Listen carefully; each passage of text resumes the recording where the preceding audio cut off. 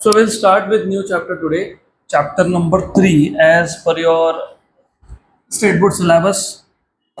So third chapter, that is kinetic theory of gases and radiation. Kinetic theory of gases and radiation.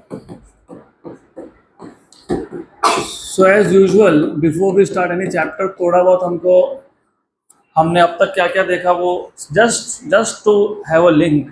11th standard mostly आप focus कर रहे थे solids पे.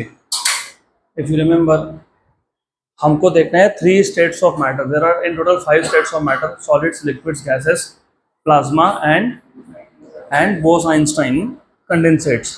लेकिन Bose Einstein condensate these are only artificially prepared in a laboratory, उसको छोड़ दो. Then at normal temperature pressure, when I say normal pressure and temperature, I do not mean कि एक particular value of temperature pressure. मतलब मैं बोल रहा हूँ वेरी लो टेम्परेचर नहीं, वेरी हाई टेम्परेचर नहीं, वेरी लो प्रेशर नहीं, वेरी हाई प्रेशर नहीं. तो मॉडरेट प्रेशर और टेम्परेचर पे there are 3 states of matter. कौन से 3? Solids, liquids, gases. उसमें से आपका जो 11th स्टैंडर्ड था, it was mostly focused on solids. For example, if you remember, आपने 11 में देखा था मैकेनिकल प्रॉपर्टीज ऑफ सॉलिड्स. मतलब जब आप एक सॉलिड पे फोर्स लगाते हो, how does that solid react और response is called as mechanical properties of solids. उसके बाद अगर आपको याद होगा, आपने देखा था thermal properties of matter. Thermal properties of matter में भी मोस्टली हम लोग सॉलिड्स की ही बात कर रहे थे.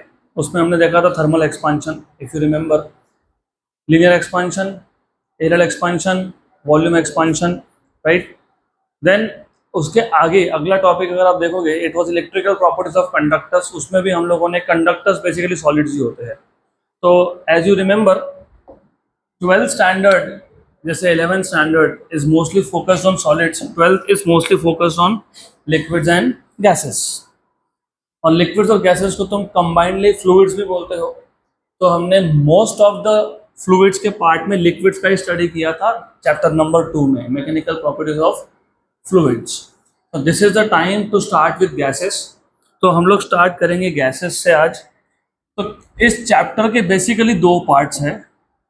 Number 1 is kinetic theory of gases and the second part B of this chapter is radiation. Radiation क्या है ये भी हमने 11th स्टैंडर्ड में थर्मल प्रॉपर्टीज ऑफ मैटर में इंट्रोड्यूस किया था. If you remember, there are 3 modes of transfer of heat. कौन से 3 मोड्स होते हैं हीट ट्रांसफर के? Conduction, convection and radiation. Conduction में heat is transferred from one part to another part through, if you remember, with the help of collisions.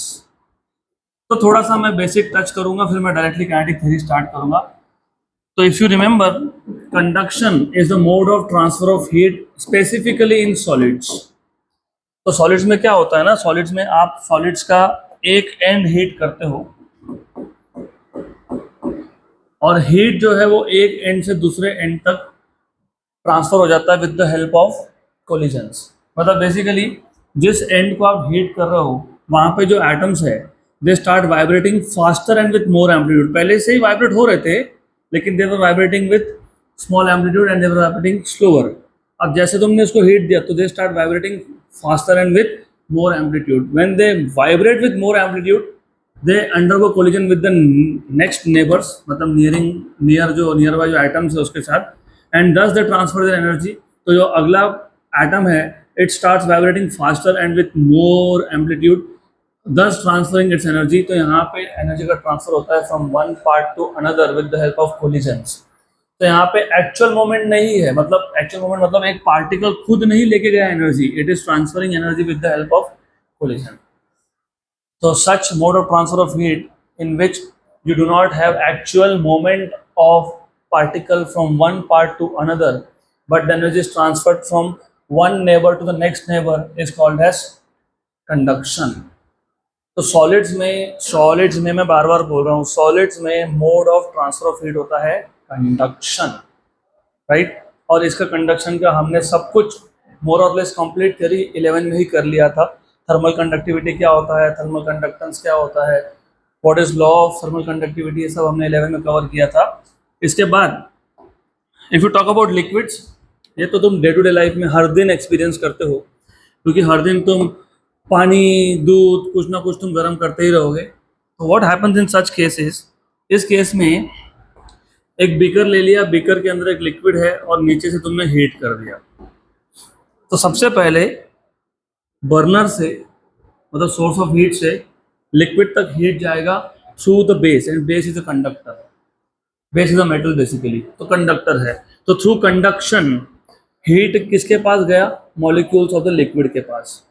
जैसे जैसे liquids के molecule को हीट मिलेगा, they become lighter and lighter, density कम होता है उनका, and they start rising up. तो hotter molecules they go up, और जो ऊपर कोल्डर मॉलिक्यूल्स थे दे स्टार्ट सेटलिंग डाउन। फिर वो जो ऊपर से नीचे मॉलिक्यूल आए, they receive heat, they go up again. This mode of transfer of heat is called as convection. Convention नहीं, कन्वेंशन का मतलब होता है rules, convection.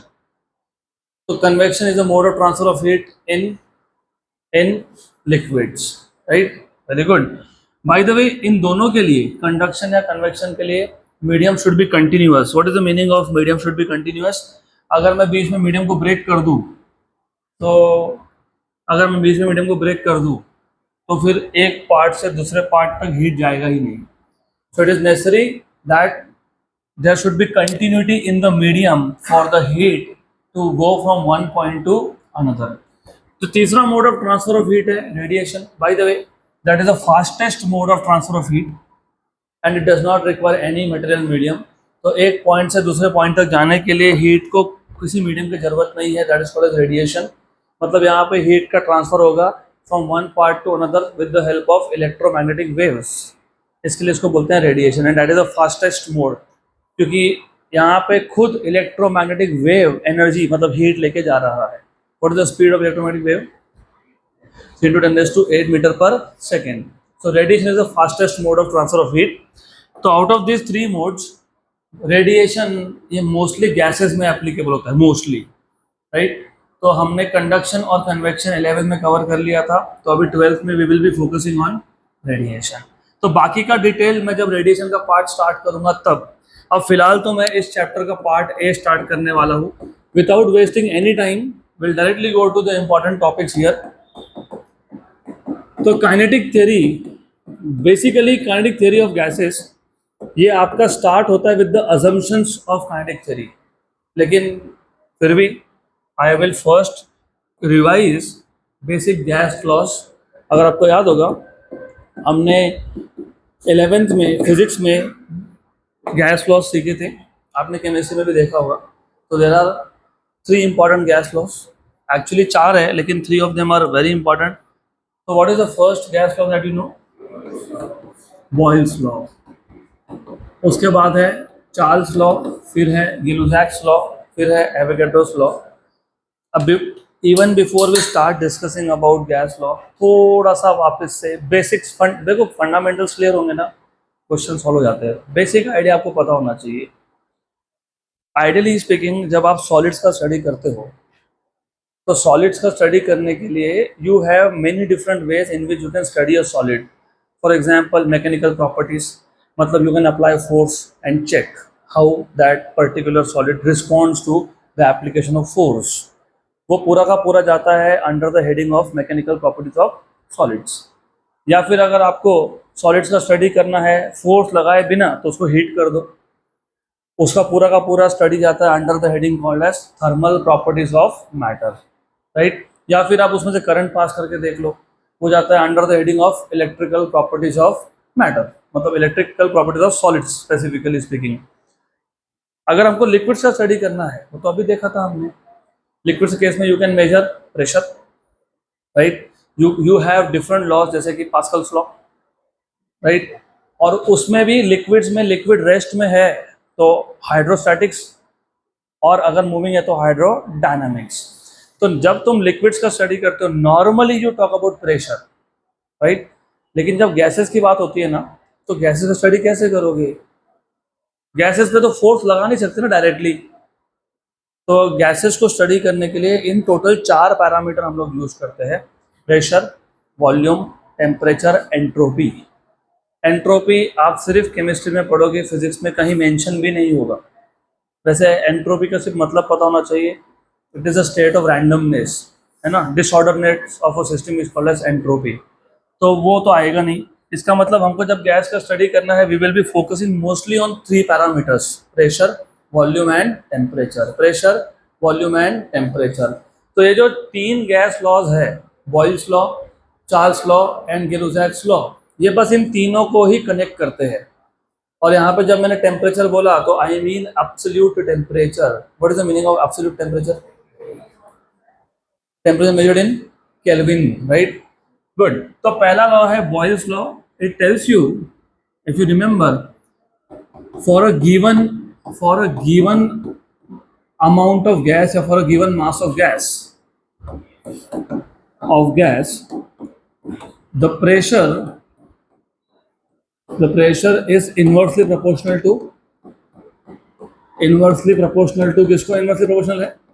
Volume. Inversely proportional to volume, provided what is kept constant? Temperature. Provided temperature is kept constant.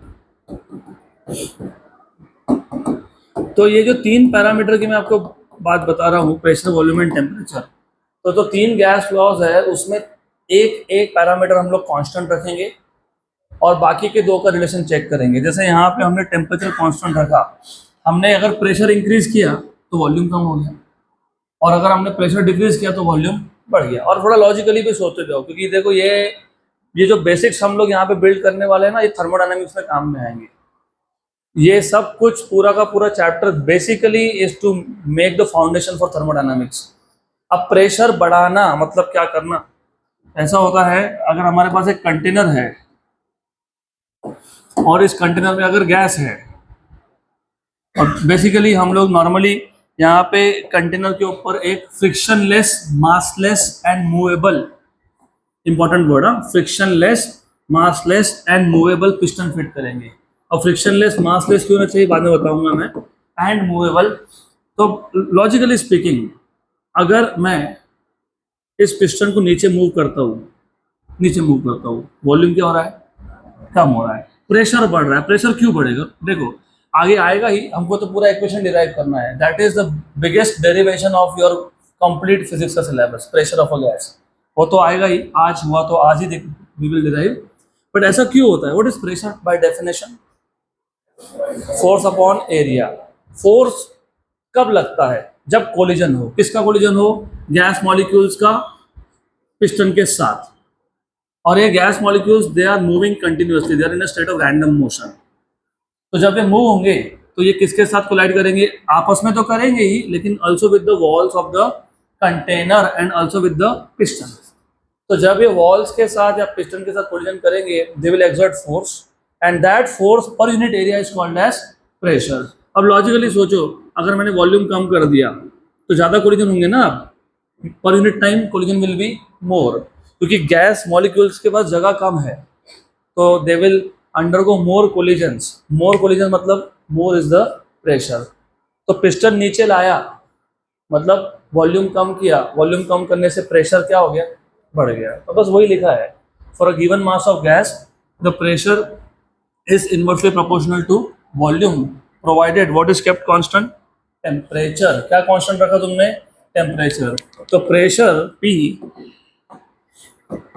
is inversely proportional to volume, but the condition is that the temperature should be constant.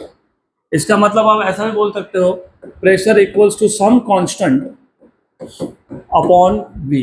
इसका मतलब तुम ये भी बोल सकते हो कि P into V is constant. जैसे तुमने A into V equal to constant लिखा था, कहाँ पे? ऐसा ऐसा याद होना चाहिए, equation of continuity, fluids, area into velocity is constant. तो A इंटू वी कांस्टेंट मतलब A1 V1 equal to A2 V2 equal to A3 V3। Similarly PV equals to constant मतलब P1 V1 equals to P2 V2 equals to P3 V3 equals to Pn। Correct, right? Then दूसरा gas law, Charles law. तो the second basic gas law is Charles law. Charles law, it tells you, for a given mass of gas और मैं बार बार for a given mass of gas क्यों बोल रहा हूँ, इसका मतलब ये होता है कि तुम गैस का मास चेंज नहीं कर रहे हो, मतलब you are not adding extra gas और you are not taking out gas from the system. तो शुरू में तुमने जितना गैस ले लिया, बीच में तुम गैस का मास चेंज नहीं कर सकते हो। तो for a given mass of gas, for a given mass of gas, the volume occupied by the gas, the volume occupied by the gas is directly proportional to,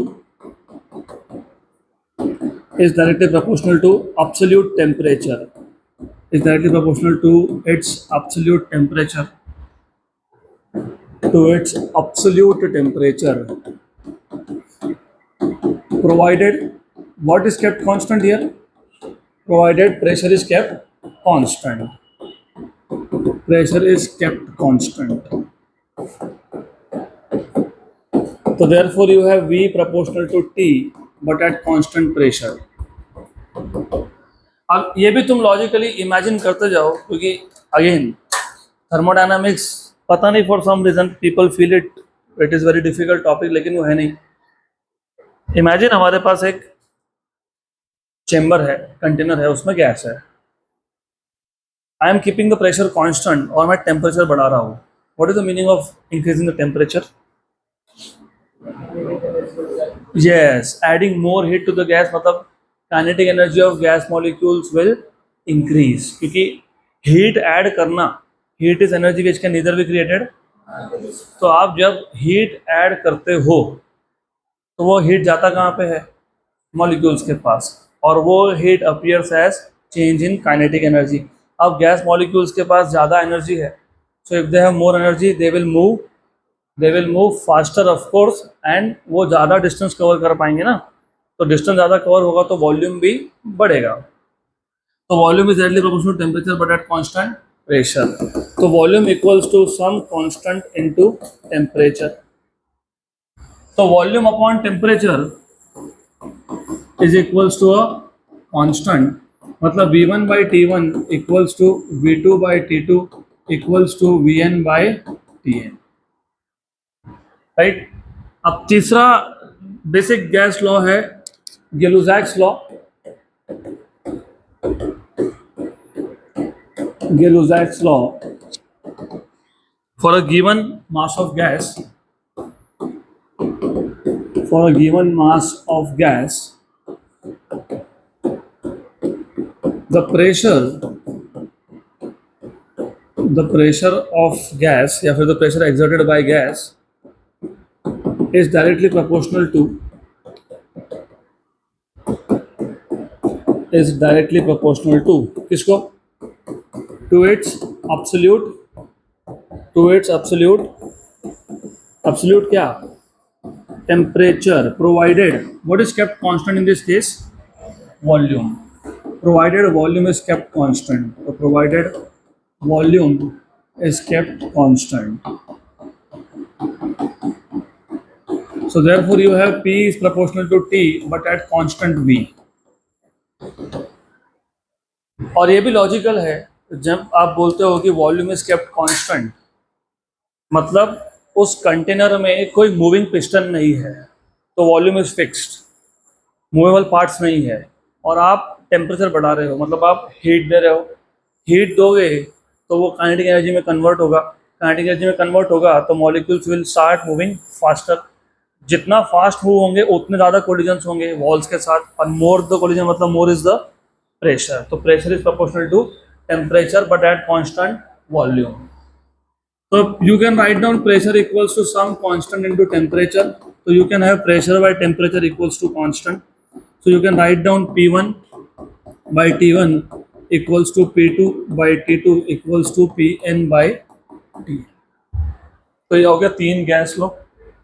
Then you have fourth one also, Avogadro's law। वो वहाँ पे जाने से पहले just summary, कौन से gas laws थे, उसमें क्या क्या कांस्टेंट था और क्या रिलेशन बना। तो late us just see what is the law.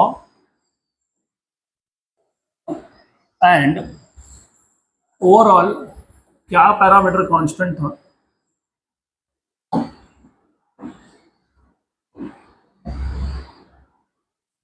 Okay, तो लेट अस से law constant parameter and the relation, mathematical relation, मतलब यू कैन से फॉर्मूला। तो पहला था बॉयल्स लॉ, दूसरा था चार्ल्स लॉ, तीसरा है Gay-Lussac's law. What was constant? Temperature, pressure, volume. P is inversely proportional to V, V is directly proportional to T, and P is directly proportional to T. तो ये तीन laws है that you should remember. अब चौथा law भी है जिसको तुम बोलते हो एवोगैड्रोस लॉ। एवोगैड्रोस लॉ, यहाँ पे थोड़ा सा केयरफुल रहना पड़ेगा आपको, just a minute.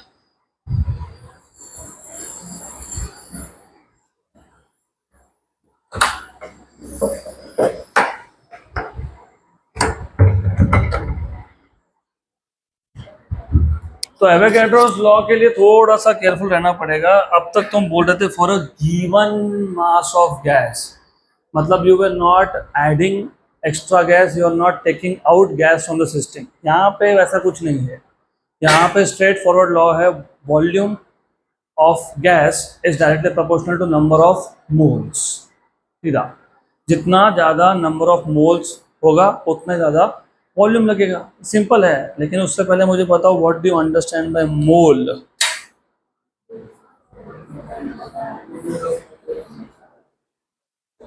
There are 7 fundamental quantities in SI system: length, mass, time, luminous intensity, electric current, temperature, and amount of substance.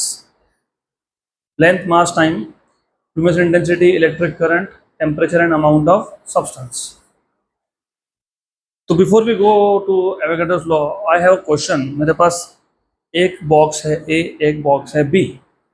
Box A is half filled with some material and box B is completely filled with the same material. दोनों में से मास किसका ज़्यादा होगा? B का। Very good, correct, B का। दोनों में से अमाउंट ऑफ सब्सटेंस किस में ज़्यादा होगा? बी का। सही है ना? राइट। तो तुमसे मैंने पूछा, तुमने बोला मास भी बी का ज़्यादा है और अमाउंट ऑफ सब्सटेंस भी बी में ज़्यादा है। तो माय क्वेश्चन इज कि फिर तुम अमाउंट ऑफ सब्सटेंस को अलग से डिफाइन ही क्यों किए? जब तुमको मास ही बता देगा कि अमाउंट ऑफ सब्सटेंस किस में ज़्यादा है, तो why are you defining amount of substance as another fundamental physical quantity?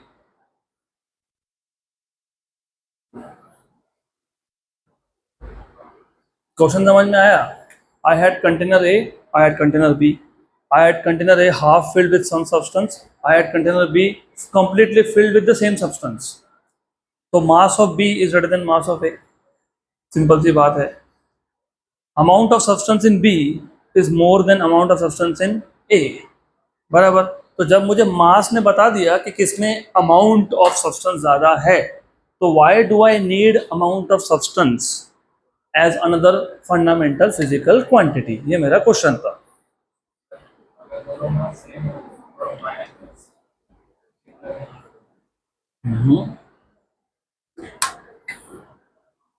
Near,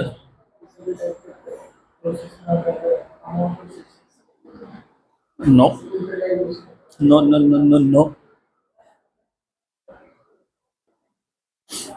बताओ, तो अमाउंट ऑफ सब्सटेंस कब मेजर करते हो? Let us take example, I know it is not relevant, लेकिन समझने के लिए आसान होता है। You go to grocery market, आप बोलो 1 किलो नमक दे दो, मिल जाएगा। हाफ अ किलो, ठीक है। 200 ग्राम, ठीक है। जाके बोलो 10 पार्टिकल ऑफ सॉल्ट दे दो, राइट? बोलेंगे भाग यहाँ से। तो अमाउंट ऑफ सब्सटेंस कहाँ पे हम लोग यूज करते हैं? जहाँ पे प्रैक्टिकली मास मेजर करना पॉसिबल ही नहीं है। ये होता है प्रॉब्लम गैस के लिए। मुझे अगर सॉलिड का मास मेजर करना है, very simple, I have a solid, this is a solid, उसको मैंने एक वेइंग मशीन पे रख दिया, मुझे मास मिल गया। मुझे किसी लिक्विड का मास मेजर करना है, मैं कर सकता हूँ, लेकिन गैस का तो मास डायरेक्टली मेजर कर ही नहीं सकते हो, क्योंकि you can not contain a gas.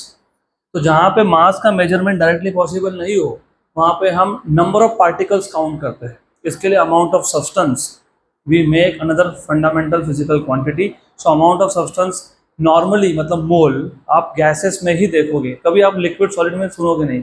Rarest of rare yes, लेकिन mostly it is use for gases. अब मुझे बताओ what do you mean by 1 mole of gas? 1 mole of substance is that amount of substance which contains Avogadro number of particles, क्योंकि particles atom भी हो सकता है, molecule भी हो सकता है, depending on the type of gas you are talking about। अगर आप inert gases की बात कर रहे हो तो वो molecular नहीं होते हैं, वो atomic gases होते हैं। बाकी सब छोड़ के every other gas is molecular gas, N2, H2, O2 ये सारे के सारे molecular gases हैं। तो 1 mole is defined as the amount of substance which contains Avogadro number of particles। Clear? और एक जो बेसिक कंफ्यूजन रहता है ना, जो नहीं रहना चाहिए, तो वो भी क्लियर कर लेते हैं। I have a box A which has 1 mole of hydrogen gas, और hydrogen is H2 by the way, and I have a box B which has 1 mole of oxygen gas. दोनों में अमाउंट ऑफ सब्सटेंस सेम है। यहाँ पे भी Avogadro number of hydrogen molecules है, यहाँ पे Avogadro number of oxygen molecules है। तो अमाउंट ऑफ सब्सटेंस क्या है? Same, 1 mole and 1 mole. Will the mass be same? Yes और नो? नो। क्यों नहीं? क्योंकि एक हाइड्रोजन मॉलिक्यूल का मॉलिक्यूलर मास होता है 2। हाइड्रोजन एटम के पास एक ही प्रोटॉन होता है, तो एक हाइड्रोजन का 1 और H2 है तो 2 हो गया, और O2 है तो 16 और 16 32 हो गया।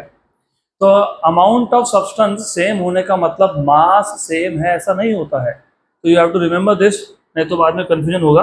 Now coming to the point here, अब लॉजिकली सोचो, मेरे पास एक कंटेनर है, राइट? उसमें मैंने, या फिर मेरे पास 1 मोल ऑफ गैस है, 1 मोल ऑफ गैस है। उसको कंटेन करने के लिए यू रिक्वायर सम वॉल्यूम। अगर मैंने मोल्स को ट्वाइस कर दिया तो वॉल्यूम ज़्यादा लगेगा, क्योंकि अमाउंट ऑफ सब्सटेंस बढ़ गया। वॉल्यूम, अगर मैंने नंबर ऑफ मोल्स को थ्राइस कर लिया तो you will need more volume, मतलब volume is proportional to what? Number of moles. तो volume occupied by the gas, volume occupied by the gas is directly proportional to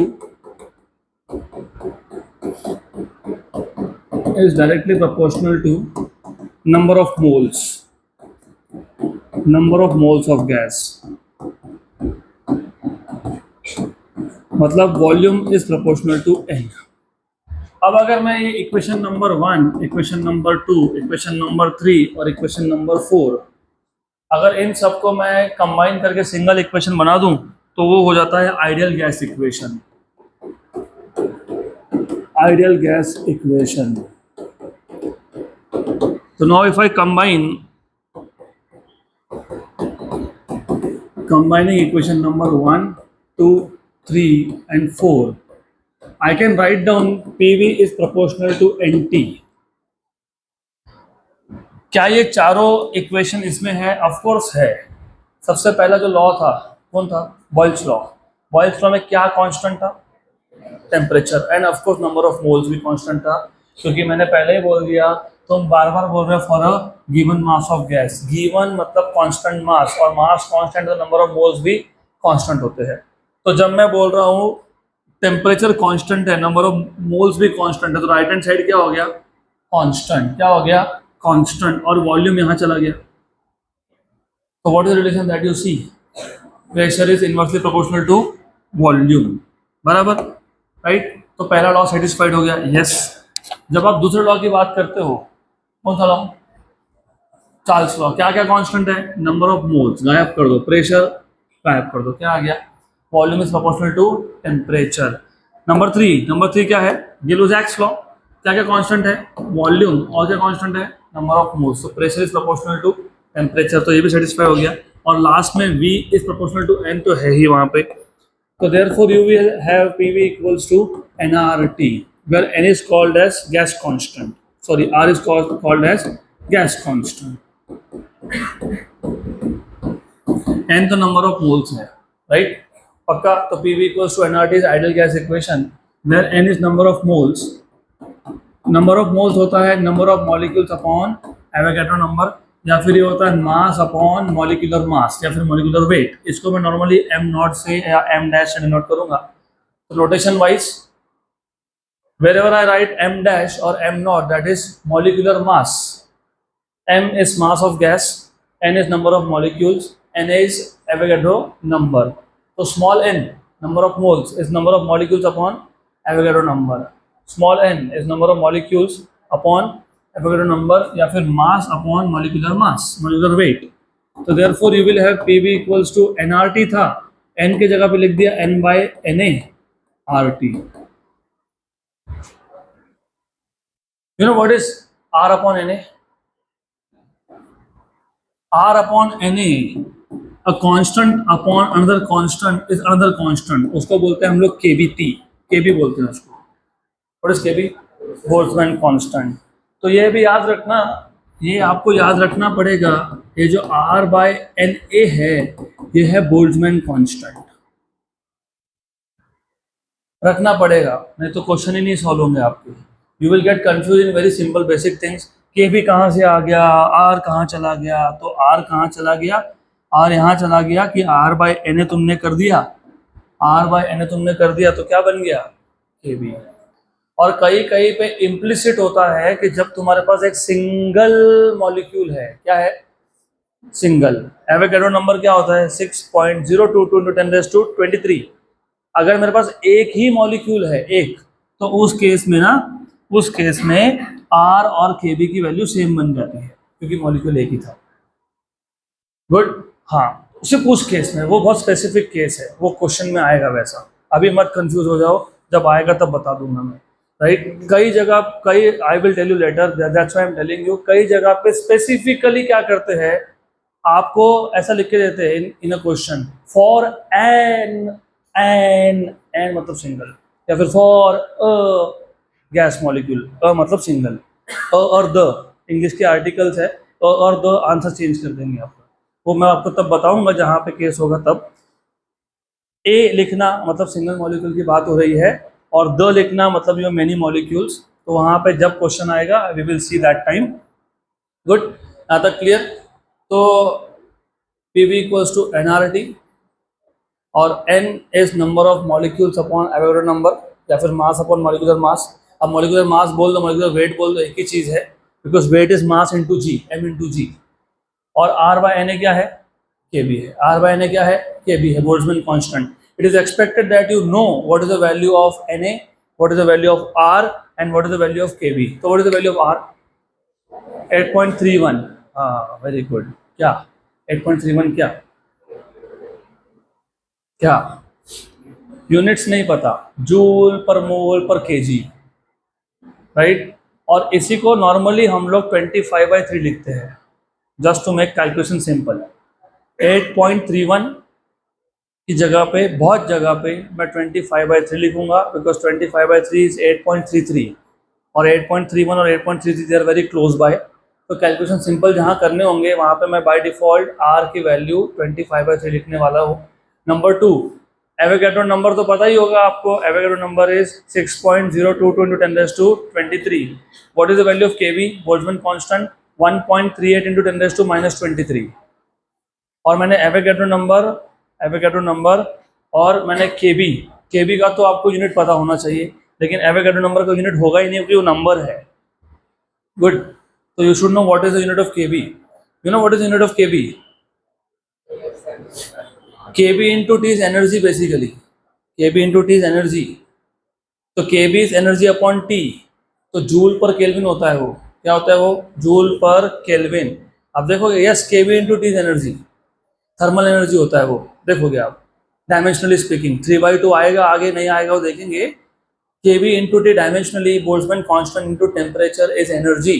तो Boltzmann constant is energy upon temperature, that is joule per kelvin. तो ठीक है, यहाँ तक अभी you should remember.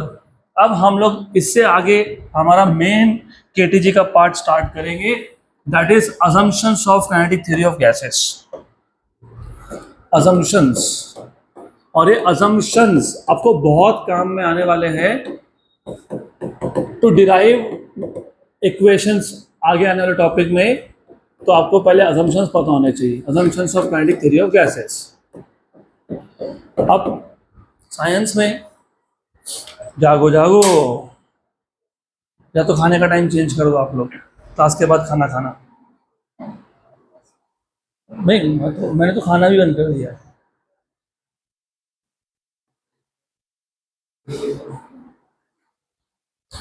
You have to understand one thing, ये assumptions कहाँ लेते हैं हम लोग। What is the meaning of assumptions? मेरा भी अजम्पशन है कि आप रोज घर पे जाके पढ़ते हो, गलत भी हो सकता है, सही भी हो सकता है ना, वो भी आपके ऊपर है, यू डिसाइड पर्सनली। तो अजम्पशंस कहाँ लेते हैं साइंस में? When you are not sure about things. अभी तो हमको पता है, अभी science has progressed a lot where we can do various experiments and we can actually verify कि जो भी हमने लॉज लिखे वो सही है कि नहीं। प्रॉब्लम क्या है, गैसेस को हम लोग देख नहीं सकते, तो जिसको तुम देख नहीं सकते हो उसको डिस्क्राइब क्या करोगे? I can describe you, I can say आपका हाइट क्या है, आपका बॉडी बिल्ड क्या है, आपका चेहरा गोल है कैसा है, बट लेकिन जब तक आप लोग किसी चीज़ को देख नहीं सकते हो तो डिस्क्राइब भी नहीं कर सकते हो। तो जहाँ पे you cannot see gases, you are surrounded by gases, right, which is the most abundant gas. ये क्वेश्चन ही गलत था। मैंने कहाँ पूछा which is the most abundant gas in our atmosphere, कि in the universe, in the universe it is hydrogen most abundant, right. अब you are surrounded by different gases, right, from oxygen, carbon dioxide, nitrogen, ammonia, NH3, etc., etc. To some extent you have methane also, some extent gas use करते हो तो leakages होते हैं। anyways, अब problem ये है कि you are surrounded by gas but you cannot see gas. तो अभी तो ठीक है, तुमको बहुत कुछ पता है गैसेस का, लेकिन imagine for the first time जब गैसेस का स्टडी स्टार्ट हुआ होगा, उनको तो पता ही नहीं है कि गैस है क्या। तो that is where they assume कि हाँ गैस ऐसा होगा, ये होगा, वो होगा, वैसा होगा। फिर based on that assumption they make different theories. तो यहाँ पे काइनेटिक थ्योरी ऑफ गैसेस में दो टाइप के अजम्पशंस है, एक है nature of gas molecules, nature of gas molecules, and दूसरा अजम्पशन आता है रैंडम मोशन, रैंडम मोशन। और दोनों में चार चार अजम्पशंस हैं। Number one, nature of gas molecules. A gas contains large number of tiny particles known as molecules, है ना। A gas contains large number of tiny particles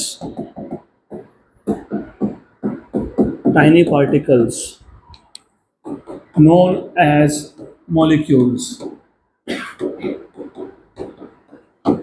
atomic gas होता है तो बाद में पता लगा हमको, जब पहली बार स्टडी स्टार्ट हुआ तो डायरेक्टली मॉलिक्यूल्स होते हैं। Then these molecules are rigid spheres of very small diameter, क्योंकि देखो अब तुमने बोल दिया gas contains large number of tiny particles, any particle will have some shape. तो क्या शेप है इसका? स्पीयर। वो एक्चुअली स्पीयर नहीं होता, वो बाद में समझा हम। तो there are different types of geometries, you have a linear molecule, you may have tetrahedral, etcetera etcetera. तो अभी फिलहाल जब तक पता नहीं तब तक मान लो a molecule of gas, a molecule of gas is a rigid sphere of very small diameter, of very small diameter। then अगर मैं एक टाइप का गैस ले लूँ, उस एक टाइप के गैस के जितने भी मॉलिक्यूल्स होंगे उन सबका मास, साइज और शेप क्या होना चाहिए? Same. so all the molecules of a given gas, all the molecules of a given gas are identical in size, shape and mass,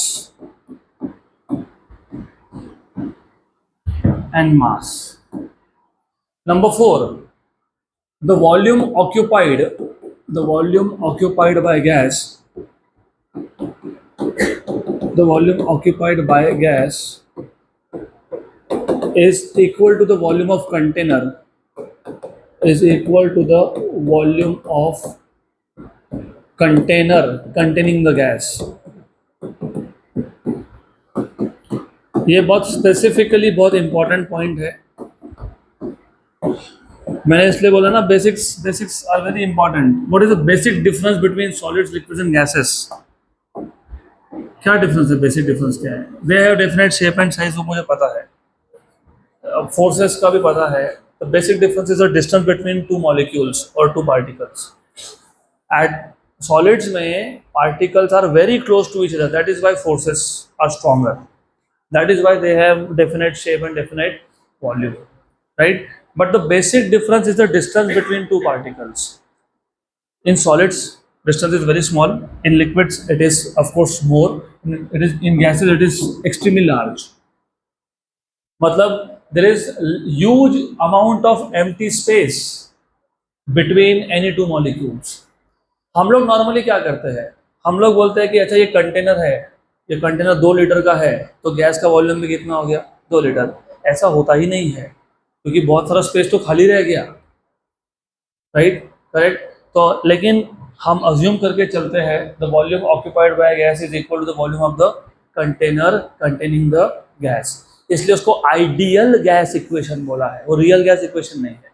real gas equation में तुम वॉल्यूम ऑफ द कंटेनर में से एक term minus करते हो, V minus B लिखते हो. Real gas equation में V माइनस समथिंग करते हो, क्योंकि the real volume occupied is less than the volume of container, तो V माइनस बी होता है. बताऊंगा वो भी मैं. और प्रेशर में एक टर्म ऐड करते हो, P प्लस समथिंग लिखते हो. वो क्यों, वो भी देखेंगे बाद में. गुड. अब आ जाते हैं रैंडम मोशन पे. तो just to check assumptions of kinetic theory में there are 2 types of assumptions. One is related to nature of gas molecules, उसमें 4 है. A gas contains large number of tiny particles known as molecules. A molecule of gas is a rigid sphere of very small diameter. All the molecules of a given gas are identical in shape, size and mass. Number 4, the velocity volume occupied by the gas is equal to the volume of container containing the gas. अब आ जाते हैं दूसरा type, which is random motion. See the thing is, कोई भी object हो, तुम, you are also an object. Basically you are just a science experiment, you, me, all of us. तो ऐसा है, कोई भी ऑब्जेक्ट हो, चाहे वो कंटेनर हो जिसमें गैस हो, चाहे तुम खुद हो, चाहे मैं हो, we are all sitting in some surrounding, and surrounding has some amount of heat, and heat always flows from higher temperature to lower temperature. तो सराउंडिंग का हीट हमारे बॉडी में भी आता है, इसलिए हमको गर्मी लगती है. गर्मियों में गर्मी लगती है क्योंकि surrounding is at higher temperature, so the heat is flowing from surrounding to your body. और सर्दियों में सर्दी लगती है क्योंकि it is the other way round, heat is flowing out from your body to the surroundings. है तो clear? तो सिमिलरली अगर मेरे पास एक कंटेनर है, कंटेनर में गैस है, गैस एक सराउंडिंग में है, सराउंडिंग का हीट यहाँ पे फ्लो होगा. कब तक फ्लो होगा वो थर्मोडायनामिक्स में देखेंगे, उसको थर्मल इक्विलिब्रियम बोलते हैं. लेकिन जब तक गैस लोअर टेम्परेचर पे है तो सराउंडिंग से हीट फ्लो होगा, and heat is energy which can neither be created. तो वही एनर्जी गया कहाँ? कहाँ गया? मॉलिक्यूल्स के पास गया. और गैस मॉलिक्यूल्स ने क्या किया? They start moving. They were already moving, तो they move with more velocity, right. लेकिन प्रॉब्लम ये है कि यहाँ पे कोई एक पर्टिकुलर डायरेक्शन ऑफ मोशन नहीं है. All the molecules of gas they move randomly in all possible directions with all possible velocities. कोई मॉलिक्यूल कहाँ जा रहा है, कोई कहाँ जा रहा है, किसका कुछ स्पीड है, किसका कुछ स्पीड है. इसको बोलते हैं random motion. So all the molecules of gas, all the molecules of gas are in a state of random motion. In a state of random motion, that is they move in all directions with all possible velocities. In all directions with all possible velocities. तो किसी का zero velocity भी होगा, किसी का very high भी होगा, etcetera etcetera. इस सिचुएशन को हम लोग बोलते हैं मॉलिक्यूलर केओस. क्या बोलते हैं? Molecular chaos. तो this is known as molecular chaos. तो कोई भी पार्टिकल कहीं पे भी जा रहा है, there is no particular direction of motion, और वेलोसिटी भी सबका फिक्स नहीं है, किसी का कुछ है, किसी का कुछ है, एक्सेट्रा एक्सेट्रा. अब जब ऐसा होगा तो थिंक लॉजिकली, तुम सबकी आंखों पे पट्टी बांध दी, बोला घूमो with what ever speed you want, क्या होगा? You will collide with each other or will collide with the walls of the classroom. तो molecules के साथ भी वही हो रहा है. Due to random motion, the molecules collide with each other and also with the walls of container. So due to random motion,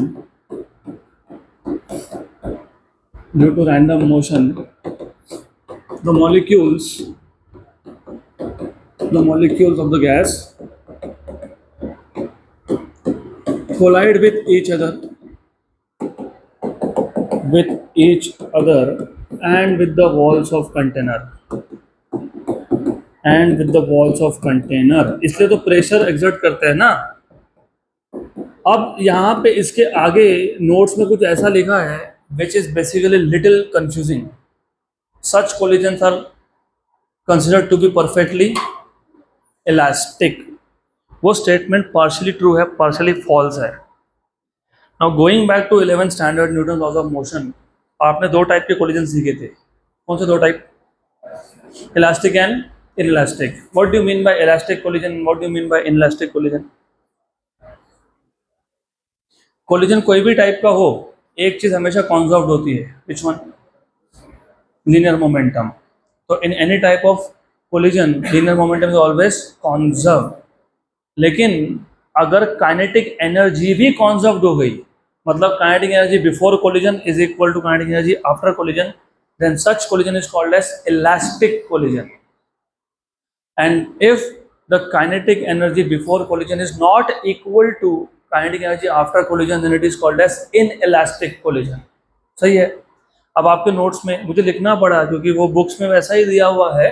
ऐसा बोला है these collisions are considered to be perfectly elastic. ऐसा नहीं होता है.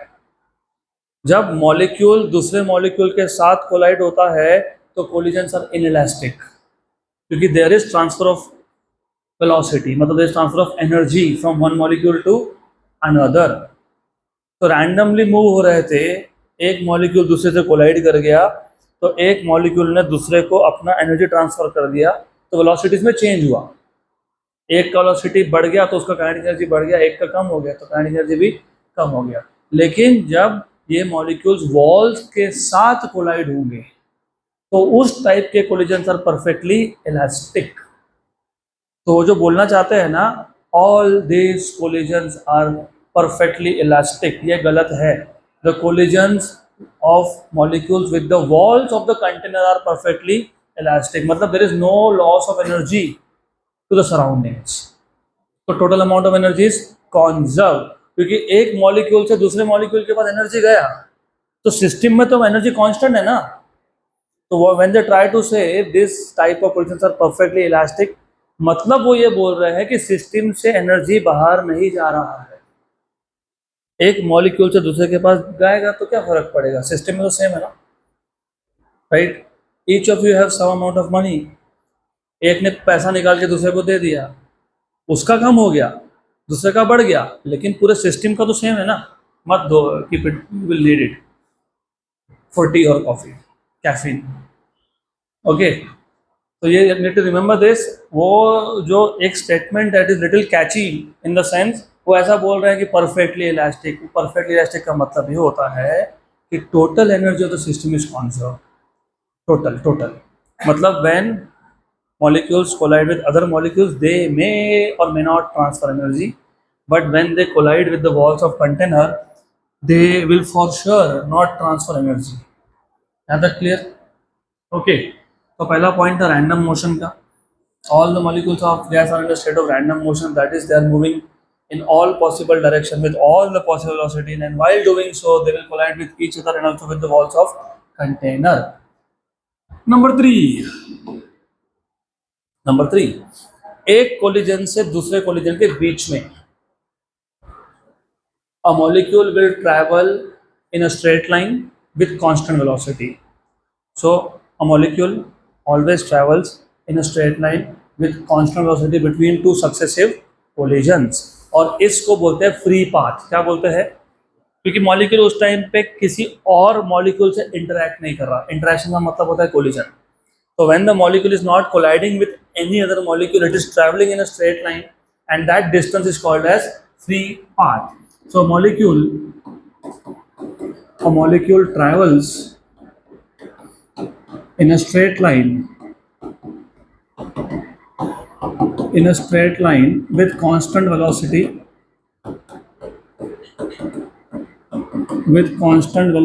between two successive collision. ये ना between two successive, ये word important है. Between two successive collisions, a molecule travels in a straight line with constant velocity between two successive collisions, right? This distance is called as free path, is known as free path. Good. Last, the time taken by the particle to cover free path is very large compared to the time of collision. क्योंकि एक molecule है, उसने पहला collision कर लिया, वो जा रहा है, अब दूसरा कोलिजन हुआ, इमीडिएटली डायरेक्शन चेंज हुआ. तो जो फ्री पाथ को कवर करने में टाइम लगा था वो ज़्यादा है, और कोलिजन के लिए क्या है, बहुत कम है, राइट? तो the time taken by the particle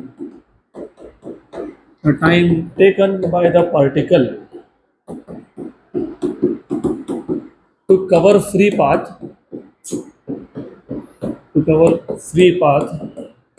is very large. अब यहाँ पे जब मैं वेरी लार्ज बोलता हूँ तो यहाँ पे वेरी लार्ज का मतलब 1-2-4 घंटे नहीं होते हैं. यहाँ पे वेरी लार्ज का मतलब होता है 10⁻⁻⁶ seconds, may be 10⁻³ seconds, a millisecond. Collision का टाइम बहुत ही छोटा होता है, वो नैनो सेकेंड्स में होता है, ये मिली सेकेंड्स में है. तो the time taken by the particle to cover free path is very large compared to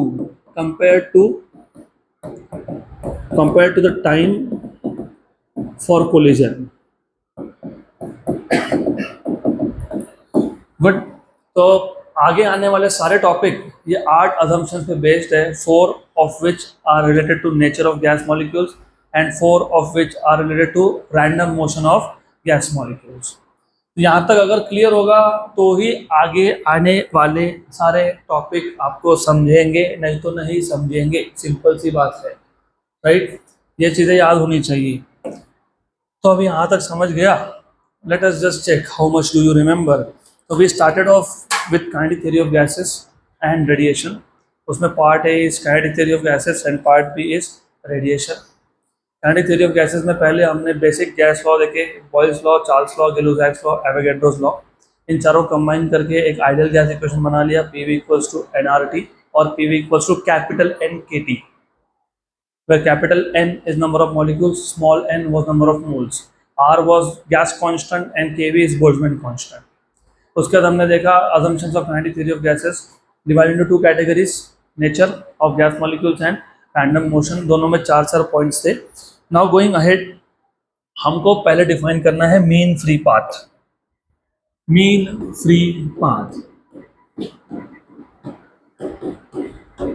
अब ये मीन फ्री पाथ क्या होता है? वेल, इधर भी थोड़ा कंफ्यूजन होगा, इसमें नहीं होगा, लेकिन जब मैं अगला टॉपिक स्टार्ट करूंगा तो इसमें और उसमें कंफ्यूजन हो जाएगा. इसलिए each word is important here. Let us have a look at it with the help of a diagram.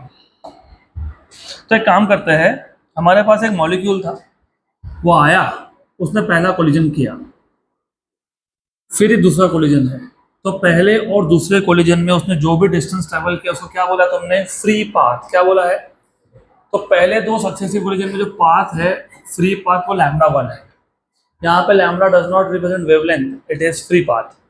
फिर वो आया, वो दूसरा कोलिजन और तीसरा कोलिजन के बीच में जो डिस्टेंस ट्रेवल किया उसको भी बोलेंगे फ्री पाथ. फिर वापस कोलाइड होकर डायरेक्शन चेंज हो गया, फिर कहीं और गया. तो ये आ गया फ्री पाथ। फिर वो कहीं और गया, ये हो गया फ्री पाथ। फिर और एक कोलिजन हो गया, फिर कहीं और ही चला गया, फ्री पाथ। राइट। तो हो क्या रहा है यहाँ पे, ये ऐसा हो रहा है कि द पार्टिकल और the molecule is not travelling same distance between two successive collisions. और ऐसा क्यों? क्योंकि रैंडम मोशन है। रैंडम मोशन में कोई ऐसा ऑर्डर नहीं होता है कि इतने डिस्टेंस के बाद ही कोलिजन होगा या इतने टाइम के बाद ही कोलिजन होगा। तो यहाँ पे पहले दो कोलिजन में डिस्टेंस हुआ λ1, फिर हुआ λ2, फिर हुआ λ3, फिर हुआ λ4, फिर हुआ λ5। ये सारे कोलिजन एक सिंगल मॉलिक्यूल परफॉर्म कर रहा है। कौन कर रहा है? Single molecule. कौन कर रहा है? Single molecule. कौन कर रहा है? Single molecule. हम लोग सिंगल मॉलिक्यूल की बात कर रहे हैं। तो इन सब का जो अरिथमेटिक मीन है उसको बोलते हो mean free path. So the arithmetic mean of all the free paths of a molecule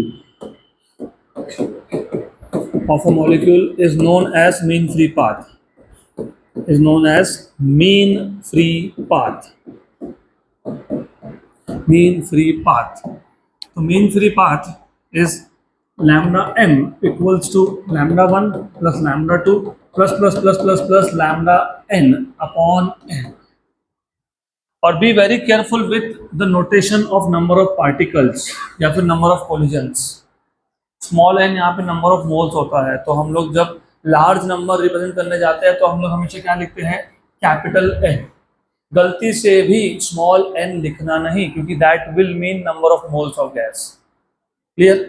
तो यहाँ पे ऐसा अज्यूम किया हमने कि जो पार्टिकल था उसने एन कोलिजन्स परफॉर्म कर दिए। तो what is the mean free path? It is arithmetic mean of all the three paths, λ1 plus λ2 plus λ3 up to λn divided by n. अब ये जो मीन फ्री पाथ है इसका एक अल्टरनेट फॉर्मूला भी है। Also mean free path is given by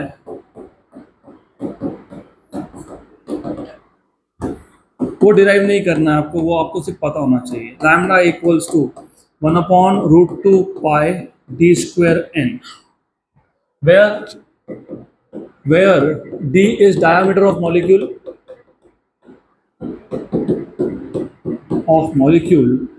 and small n is number density. What is the meaning of number density? Number of molecules per unit volume. एक given volume में कितने number of molecules है। Example, late us से ये class का volume example बता रहा हूँ 10 मीटर क्यूब है, और मान लेते हैं इसमें टोटल गैस के मॉलिक्यूल्स इमेजिन इज 1000। तो what is number of molecules per unit volume? 1000/5 है ना। एक एग्जाम्पल दिया मैंने। अब ये फॉर्मूला याद कैसे रखना? देखो √2 पाई तो तुमको याद रखना पड़ेगा। Let us try to remember relation of lambda with d and with n. थोड़ा सा रियल लाइफ से कनेक्ट करना पड़ेगा आपको। अब रियल लाइफ से कनेक्ट करना है तो best example is this classroom and you are molecules of gases. पहले मैंने सिर्फ 5 मॉलिक्यूल को डाला यहाँ, मतलब 5 of you, and you are like यहाँ वहाँ घूम रहे हो। तो नंबर डेंसिटी इज 5 लेटर से। What do you expect? Collision ज़्यादा होंगे कि फ्री पाथ ज़्यादा होगा? फ्री पाथ, राइट, क्योंकि there is a lot of empty space. अब मैंने 5 लोग और भर दिए अंदर, क्या होगा? कोलिजन बढ़ जाएंगे, मतलब फ्री पाथ कम हो जाएगा, है ना। तो more and more number of particles I keep on adding, इसका मतलब more is the number of collision and less is the free path. क्योंकि जितना ज़्यादा मॉलिक्यूल्स होंगे average distance between two collision कम होते जाएगा, because it will become crowded, right. तो नंबर डेंसिटी का मीन फ्री पाथ के साथ रिलेशन क्या होना चाहिए? इनवर्स। क्या होना चाहिए? Inverse. More is the number of collisions and less is the free path, क्योंकि अब कोलिजन्स फटाफट हो रहे हैं, मतलब कम डिस्टेंस पे हो रहे हैं। याद रहेगा, रिलेशन इज इनवर्स। नंबर 2, अब मैं नंबर नहीं बढ़ा रहा हूँ, मैंने एक बार इमेजिन 100 मॉलिक्यूल ले लिए, I am not changing the number now, number is fixed, लेकिन मैं मॉलिक्यूल का साइज बढ़ाते जा रहा हूँ। What do you think? Size बढ़ेगा तो भी कोलिजन बढ़ेंगे ना, क्यों? क्योंकि दो छोटे पार्टिकल्स का एक दूसरे से कोलाइड करने का प्रोबेबिलिटी कम होता है। Now if you increase the size, the probability of molecules undergoing collision increases. Collision increases मतलब फ्री पाथ डिक्रीजेस। रिलेशन देखो, relation inversely proportional to d square. This is how you remember. और logic है वो वही logic है जो तुमको मैं बता रहा हूँ। More is the size, less is the free path, क्योंकि साइज बढ़ेगा तो chances of collision is more. और रियल लाइफ में भी ऐसा होता है। You have to connect, science को रियल लाइफ से कनेक्ट करना सीखना पड़ेगा।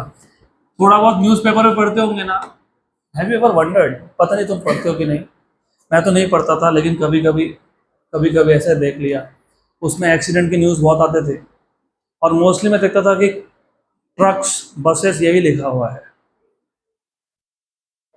तो have you ever wondered why? Size, size matters here, क्योंकि more is the size, there is more chance of collision, मतलब फ्री पाथ इज लेस। अब हमको डिफाइन करना है मीन वेलोसिटी या फिर एवरेज वेलोसिटी। मीन या फिर एवरेज वेलोसिटी, यहाँ से कंफ्यूजन शुरू होता है, हम नहीं होने देंगे। तुम जब मीन फ्री पाथ की बात करते हो तो तुम mean free path of a single molecule की बात कर रहे हो। किसकी? सिंगल, एक ही मॉलिक्यूल था जो कोलिजन किया, फिर कोलिजन किया, फिर कोलिजन किया, फिर कोलिजन किया, फिर कोलिजन किया, तो मीन फ्री पाथ है सिंगल मॉलिक्यूल का डिफाइन किया तुमने।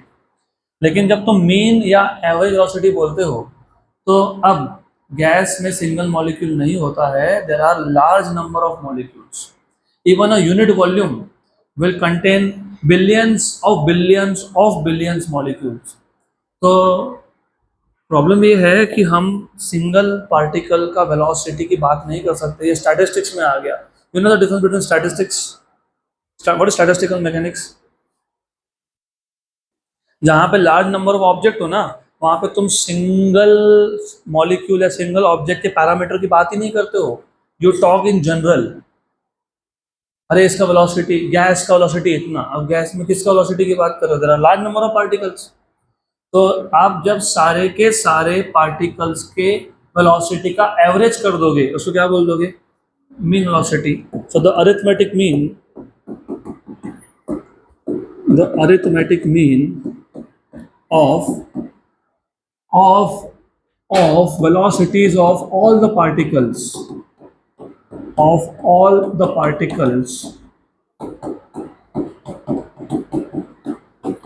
is known as mean velocity, is known as mean velocity।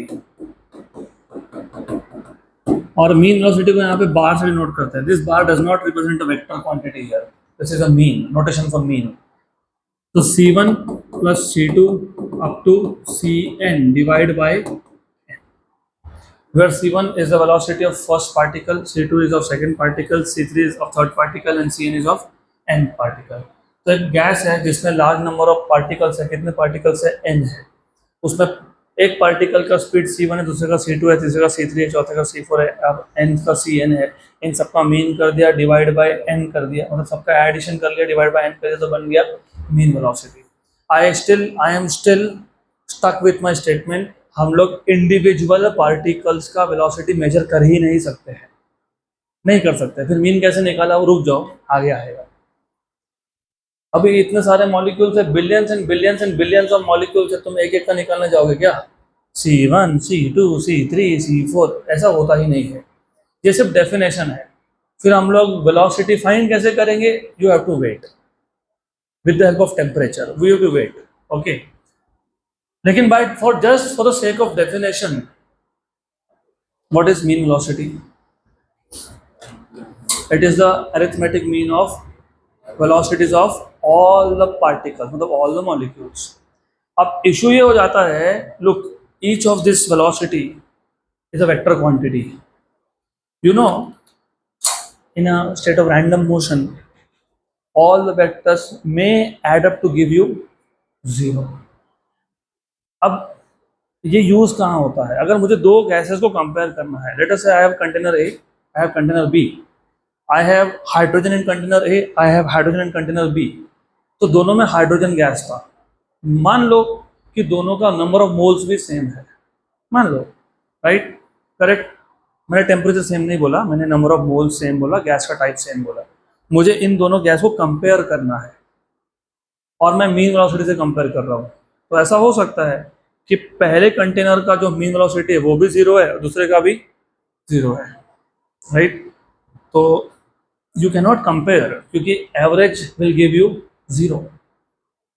तो जब आपको दो अलग अलग गैस को कंपेयर करना हो और तो मीन वेलोसिटी से कंपेयर कर रहे हो, मे बी ऐसा भी हो सकता है कि एक गैस बहुत हायर टेम्परेचर पे है लेकिन मीन 0 आ रहा है, और एक गैस लोअर टेम्परेचर पे है फिर भी मीन 0 आ रहा है, राइट। तो इसलिए मीन हम लोग यूज नहीं करते, क्योंकि मीन वैल्यूज में cancel out to give you a 0। क्यों कैंसल आउट होता है? वेक्टर है, some vector if it has a magnitude of 5 along east, while the other has magnitude of 5 but along west, what is the resultant? 0. And in other container which has higher temperature, one gas molecule had a speed of 100 along east and the other in the same container had 100 along west. What is the mean? 0। तो दोनों container का तो mean speed 0 मिल गया तुमको। तो compare क्या किया, क्या समझा तुमको? For you as an observer, because you can not see gases, आपके लिए तो दोनों गैस सेम हो गए।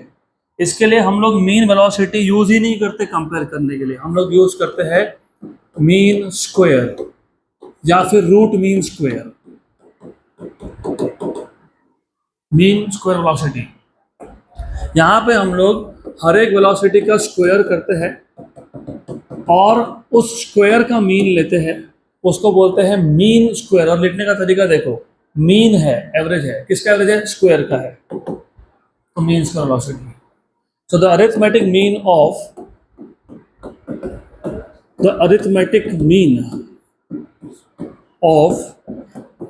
Squares of velocities is known as mean square velocity, is known as mean square velocity। अब हमारा जो प्रॉब्लम आ रहा था 0, वो नहीं आएगा, क्योंकि इवन इफ अगर किसी एक पार्टिकल का वेलोसिटी नेगेटिव है, तुम उसका स्क्वायर कर रहे हो, तो नेगेटिव का स्क्वायर क्या बन गया? पॉजिटिव, तो 0 तो नहीं होने वाला, राइट, क्लियर। तो मीन वेलोसिटी हम नहीं ले रहे थे क्योंकि कंपैरिजन करते वक्त यू में एंड अप गेटिंग 0, तो हमने क्या किया? Mean square. क्या कर लिया? Mean square. क्या कर लिया? Mean square. तो the arithmetic mean of squares of all the velocities of course of molecules is known as mean square velocity. लेकिन बाय द वे, हमको वेलोसिटी को कंपेयर करना था कि वेलोसिटी के स्क्वायर को कंपेयर करना था? वेलोसिटी को। लेकिन हमने क्या कर लिया? अब इसका रूट ले लो, उसको बोलते हैं रूट मीन स्क्वायर। क्या बोलते हैं उसको? Root mean square velocity, which is called as RMS velocity, RMS velocity। Root mean square, root mean square मतलब तुमने वेलोसिटीज का स्क्वायर किया, तुमने उस वेलोसिटी के स्क्वायर का मीन लिया और मीन लेके क्या कर दिया? Square root. तो तुमने वेलोसिटीज का स्क्वायर किया, उन सब का मीन लिया और मीन का क्या कर दिया? रूट। अब ये क्यों किया? क्योंकि मुझे कंपेयर वेलोसिटी को करना था, मैं नहीं कर पाया क्योंकि वी में एंड अप गेटिंग अ 0। फिर हमने स्क्वायर कर लिया, लेकिन मुझे कंपेयर तो वेलोसिटी को करना था ना, स्क्वायर को थोड़ी कंपेयर करना था। फिर वापस से क्या ले लिया? रूट। तो क्या बन गया? Root mean square. तो डिफाइन कैसे करोगे? The square root of mean square velocity is called as root mean square, और इसको डिनोट करते हैं हम लोग CRMS से, राइट। क्लियर यहाँ तक? पक्का? श्योर 100%। तो अब काइनेटिक थ्योरी ऑफ गैसेस के assumptions के बाद we have seen 4 important topics.